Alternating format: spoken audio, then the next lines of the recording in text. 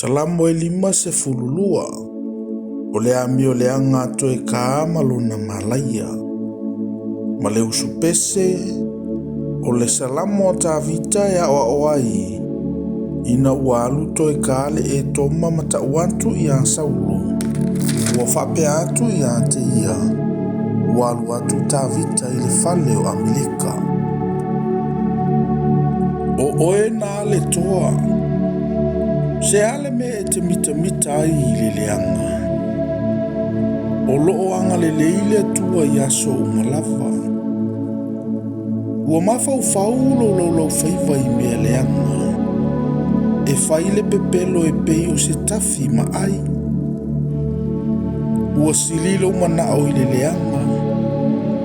Ai titi i le lelei. Ua sililo mana o i le tala pepelo. Ai titi le uputonu. Le lau faiva fa ole. Ua e manao i upu uma e whano ai. O lea e wha umatia ai o e wha avavau e le antua.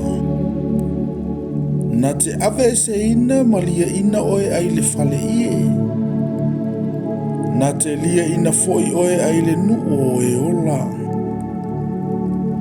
E iloa atu ai foi e ua miotonu. Malato mata ta'wai. Malato te whiatani ai a te ia. O whaape atu. Whauta. O le tangata lea nana le whaia le atua mona malosi. A ua whatuatua ia i le tele o lona oloa. Na ia wha malosi lona leanga.